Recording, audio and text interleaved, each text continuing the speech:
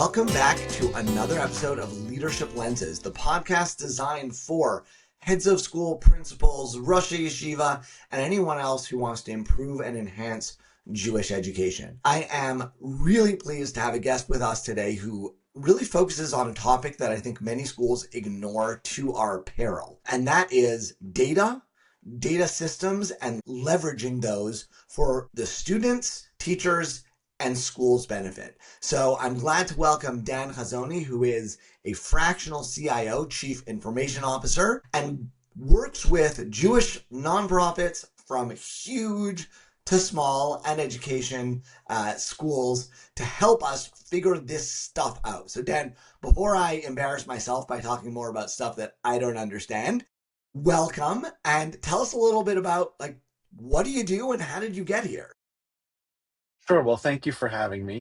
So what do? I help organizations that know that they want to be using data and systems in a more strategic manner, try to figure out how to get there, right? So I come into an organization and my big philosophy is that there are three pillars to successful data strategy. It's technology, people, and processes. And usually a combination of those three things are standing in the way. So I sit down with C-level leaders, try to help them figure it out, map out a plan, and help them get there to the execution. Okay, so I'm actually I'm gonna rewind a little bit, because my assumption is when I and you now said the word data, some of the people listening are saying, what data? What do you mean by data? So people, processes, technology, those are all key components. I get it. Sure. But let's even rewind to say, what data are you talking about when you're dealing with nonprofits or schools?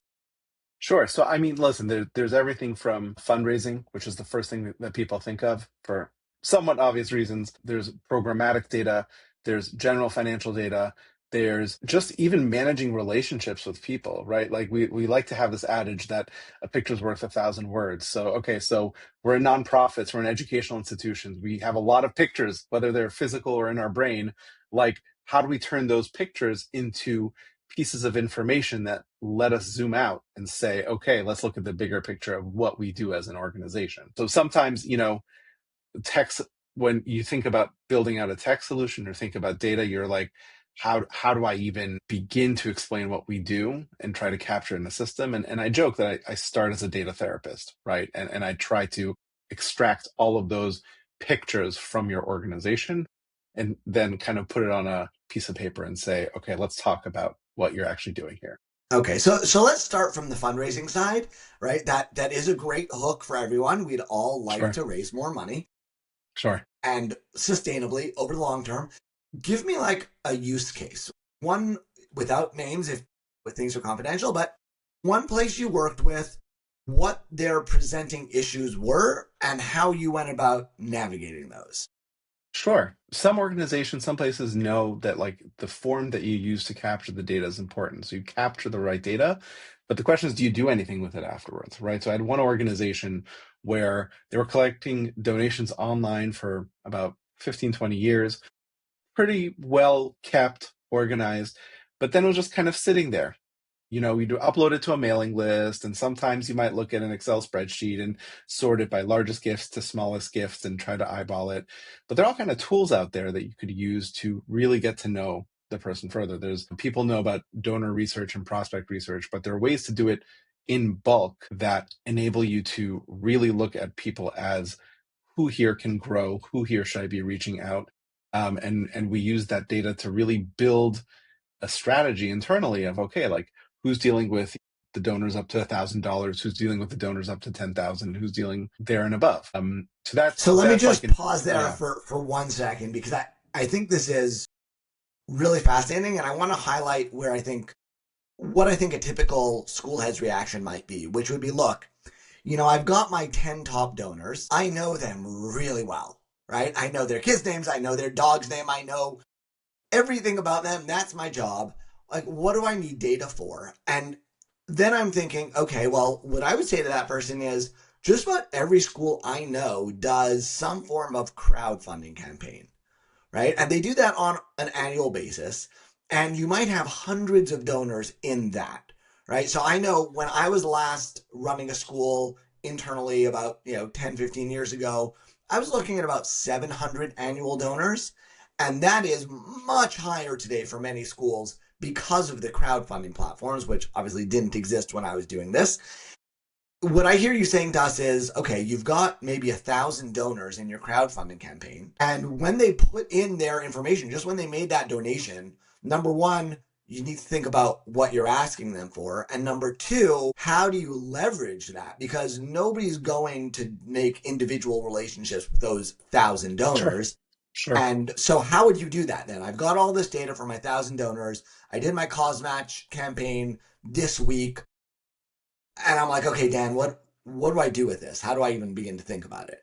Sure. So shameless plug also, I'm also a cause match coach, so I'm very happy and having a lot of experience with this. Okay. So there are two components of this, right? There's the traditional wealth screening, right? Where I can say, okay, send me your list. I'll send it out to someone. It'll come back with a bunch of different data points like approximate net worth and your propensity to give. And they're all kind of crazy data points that you could figure out for not that much money. So then all of a sudden we could say, okay, I'm glad you have your top 10 donors, at Kislowitz, but here are the other 30 people that you didn't know really had potential. And in school, you still tend to know the families a little bit better, so it might not jump out at first, but I guarantee you there'll still be people there that you wish you knew you should have been in touch with, right? That's side one. The second side of the campaign is it's the one time a year that you're giving attention to the smaller donors that you don't necessarily otherwise give attention to. So I'd say if the people who come in and they're giving, especially in a school, which is very cyclical, like what are you doing to retain those people from year to year? So all of a sudden we could say, okay, the head of school is going to focus on these top 20 donors. So I would come in and say, okay, we've discovered all these people, some people who here gave a surprising gift, right? Like a surprising size gift. And who in the school, wants maybe a few extra bucks in their salary that you can kind of coach and mentor into being a fundraiser for the mid-level gifts and the smaller size gifts. And like Right. the power of that campaign is you have a list of donors now that you have to have some kind of automated or at least strategic regular contact with. Okay, so So that's I'm yeah. gonna translate this a little bit because Yeah. I think in terms of community, right? That's great. I think in terms of community, the first piece you were saying about the wealth prospecting, which sounds like I'm going on a gold digging trip, but the wealth prospecting, that's important. We don't always know. I was working with a school 2 weeks ago that discovered by accident that one of their families was wealthy and making major donations to other institutions in other cities. They hadn't donated to the school because the school didn't know, and the school just never asked. The school was like sending them their, annual mailing for an $18 gift, and these people were giving in the 6 or 7 figures to other institutions.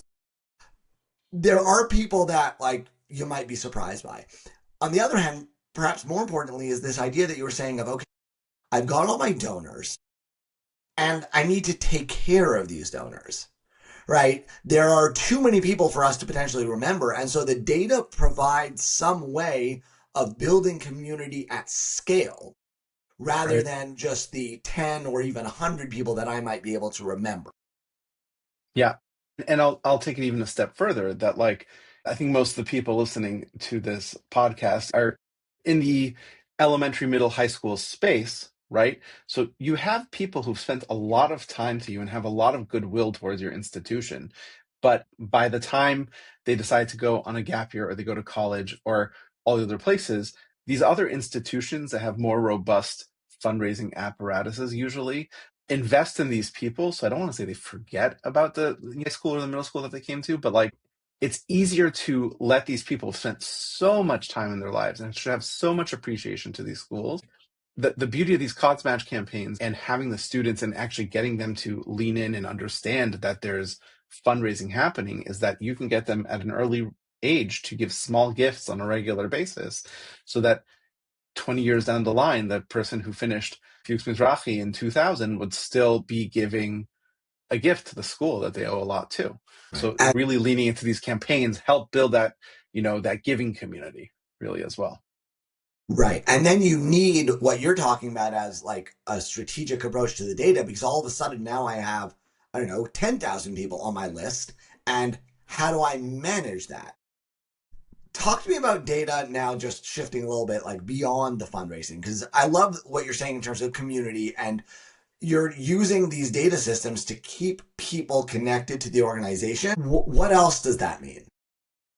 I think schools are a beautiful institution in the sense that, from a data perspective, in the sense is that you're much more data driven than you realize, right? Compared to other institutions, right? Just by nature of needing to be able to give progress to parents and admissions processes and scholarships and all this kind of stuff. So I think that the biggest thing that jumps out is if you have a way of interacting with parents or students and you're logging the interactions, a very basic use case of data is looking at a spreadsheet and saying, when was the last time a parent was spoken to? When was the last time a student was spoken to outside of the classroom?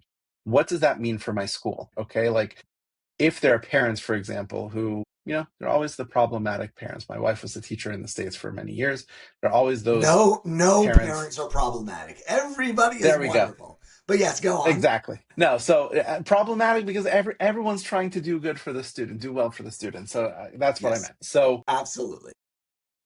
but I'm sitting here even thinking about the fact that, like, okay, well, if my wife had the opportunity to, on a weekly basis or on a monthly basis, have a spreadsheet in front of her that says, here are the 25 students in my class. Last time someone spoke to a parent is, 3 weeks ago or 6 weeks ago or whatever your cadence is, then all of a sudden being able to, I know teachers are very busy, but being able to build a system in which parents feel like they're part of the community and that someone's in touch with them and that they know what's going on with their student, not just when bad things happen, but also good things happen. It ties back to the fundraising conversation for sure, but it also helps create a community of just, these are, I want to say, basic things in a sales world, right? Like you always want to Right, keep your leads and your customers feeling engaged and opening your content and knowing who you are and what you're doing. All the more so for parents who invest a lot of time and money in sending their kids to your institution.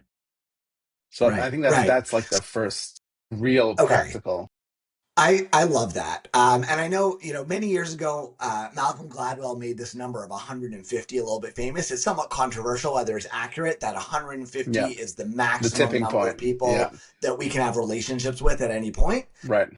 So may be true, may not be true, but there at some point there's a maximum. My wife used to test me when I was head of school to see if I remembered every single child's name in the school. I did, but we were at 525. If I was at 1,000, I might have maxed out at some point. And what you're saying is if we can create a data system and strategy to make sure that every kid gets remembered, then we can shift things.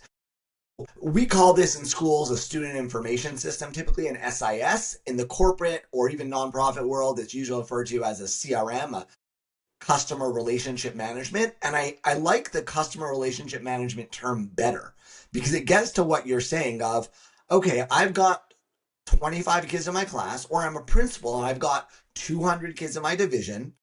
How do I remember who needs some outreach? Who might have like a special accommodation that I should be taking into account? I can't tell you how many times we brief teachers in September and then in November somebody forgets something that they needed to know about a kid.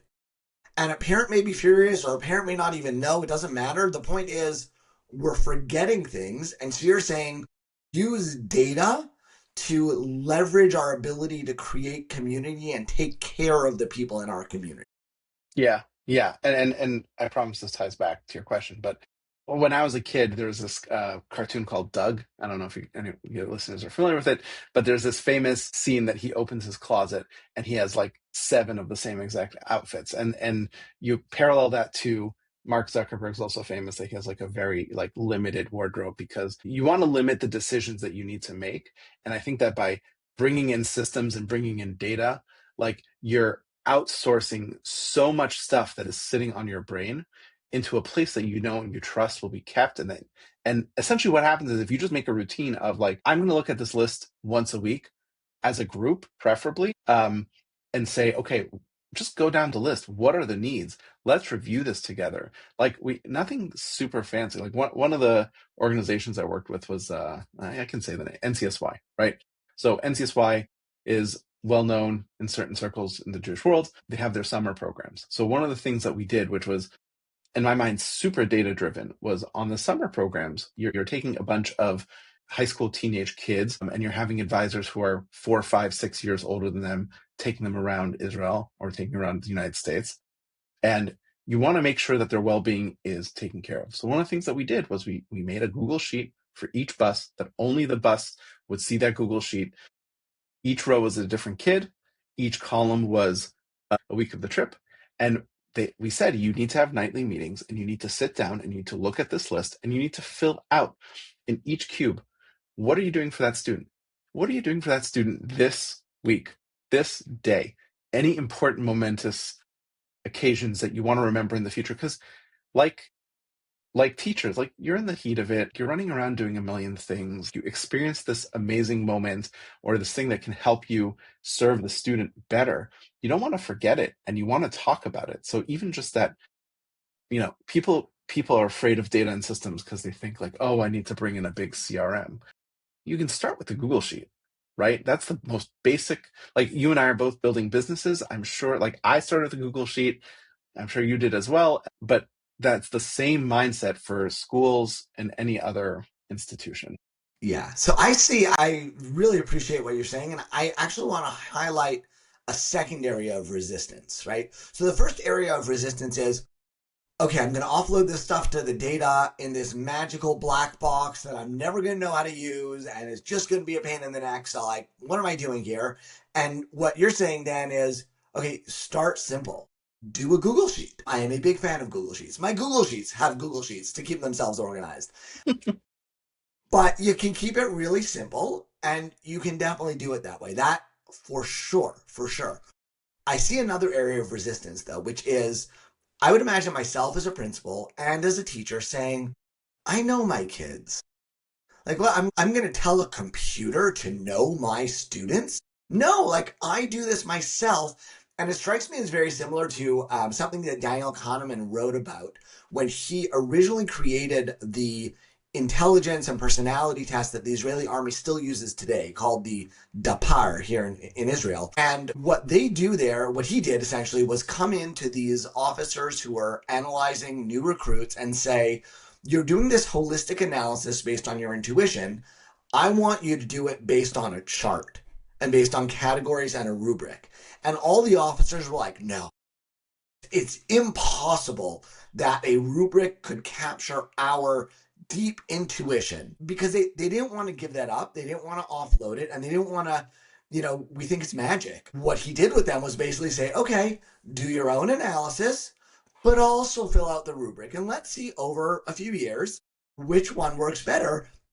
And obviously, right, the rubric, still being used 40 some years later, worked much, much better, because when we offload some of that cognitive process and some of those cognitive tasks to a system that's designed to help us, we think better, and we can focus on those things that really are important.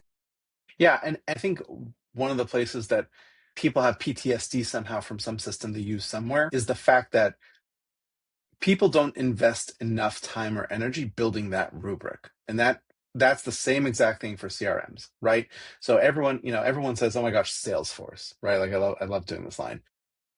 Salesforce, it gives you 10 free licenses, and Salesforce is free like a puppy, right? Like you can pick it up from the pound, but you still have to feed it and take care of it and whatever, right? But what ends up happening is we have this amazing CRM that all these lay leaders say is fantastic, but the fact is that those lay leaders who have them in their companies have spent a lot of time and money thinking about their process and thinking about their people and how they would use that system. And I think that's very similar to this analogy that you gave with Professor Kahneman, and just like that we're so used to being like, this out of the box thing just won't work for us. And I was like, wait a second. Yeah, we can use it out of the box, or we can sit down and have a conversation. That's kind of where my data therapy joke comes in. Like it's that we figure out what is the rubric and make the system work for you versus the other way. And we're often behind the eight ball and so eager to get up and running that we don't take that time and energy to really sit down and figure out, this is how our rubric works.